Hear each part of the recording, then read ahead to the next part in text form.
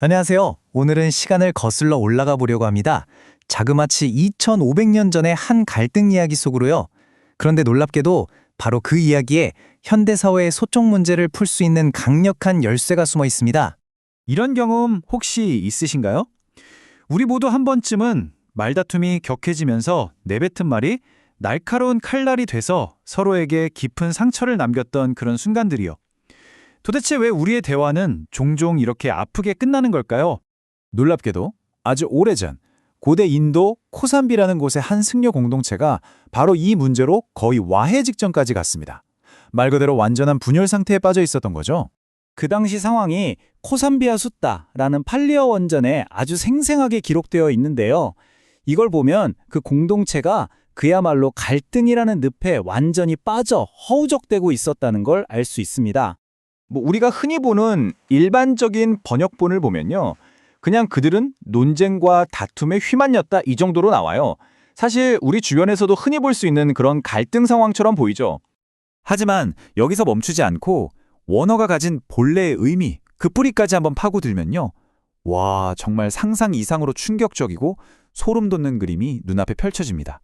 원전에서는 그냥 다투었다라고 하지 않아요. 반다나잤다라고 표현하는데 이 말의 뜻은 험담과 비방하는 말에서 태어난 상태라는 겁니다. 그러니까 이젠 갈등 자체가 그들의 정체성이자 존재 방식이 되어버렸다는 거죠. 정말 무서운 말 아닌가요? 자, 그런데 여기서 진짜는 따로 있습니다. 원전은 훨씬 더 직설적이고 충격적인 표현을 쓰는데요. 바로 이 무카사뜨히라는 단어입니다. 이 단어의 뿌리 의미를 추적해보면 입으로 된 창이라는 정말 놀랍도록 생생한 이미지가 나타납니다. 상상이 되시나요? 그들은 그냥 말싸움을 한 게 아니었어요. 말 그대로 입으로 창을 만들어서 서로의 심장을 겨누고 찌르고 있었던 겁니다. 이토록 끔찍한 상황을 해결하기 위해 붓다가 내놓은 해법은요. 이거 해라, 저거 하지 마라 하는 식의 단순한 규칙 목록이 아니었습니다. 6가지 핵심 자질을 바탕으로 깨진 관계를 근본적으로 다시 잇는 그런 길을 제시했죠.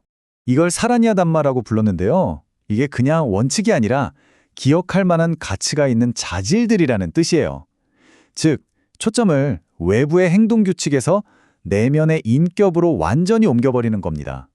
행동, 말, 생각에서 시작해서 진실성과 나눔, 그리고 마지막으로 관점까지.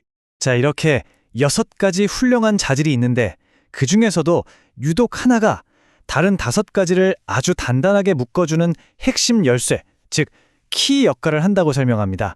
과연 그게 뭘까요? 붓다는 여기서 아주 강력한 비유를 하나 듭니다. 우리가 집을 지을 때 지붕 전체를 하나로 꽉 잡아주려면 맨 꼭대기에 용마루가 있어야 하잖아요. 그것처럼 이 6가지 자질 시스템에도 모든 것을 하나로 아우르는 통합 원리가 반드시 필요하다는 거죠. 바로 이겁니다. 이 마지막 자질이 바로 그 용마루 역할을 하는 핵심이에요. 단순히 6개 중 하나가 아니라 나머지 5을 존재하게 하는 기반이자 이 모든 것을 하나로 묶는 강력한 접착제인 셈이죠. 그 통합의 열쇠는 바로 DT입니다. 이걸 보통 견해나 의견 정도로 번역하는데 사실 그건 너무 좁은 의미고요. 더 깊은 뜻은 세상을 바라보는 근본적인 방식, 나만의 세계관을 의미합니다. 여기서 정말 중요한 포인트가 있어요. 이건 내 의견이 옳다고 주장하며 논쟁에서 이기는 것과는 전혀 다른 이야기입니다.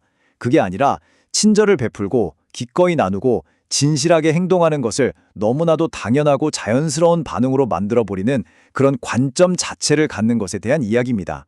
그렇다면 이 세상을 보는 방식이 근본적으로 바뀌면 과연 세상은 어떻게 다르게 보일까요? 한번 보세요. 한쪽은 서로를 찌르는 입창 때문에 모든 게 쥐엉킨 실타래 같은 모습이죠. 하지만 다른 한쪽은요. 조화로운 관점이라는 시실과 날실이 만나서 개개인의 실들을 아름답고 튼튼한 하나의 직물로 엮어내고 있습니다. 바로 이런 극적인 변화가 일어나는 겁니다. 결국 코산비의 승려들에게 필요했던 건 단순히 싸움을 멈추게 할 규칙이 아니었어요. 그들은 서로를 그리고 이 세상을 완전히 새로운 눈으로 보는 법을 배워야만 했던 겁니다. 2500년 전의 이 이야기는 지금 우리에게 아주 묵직한 질문 하나를 던집니다.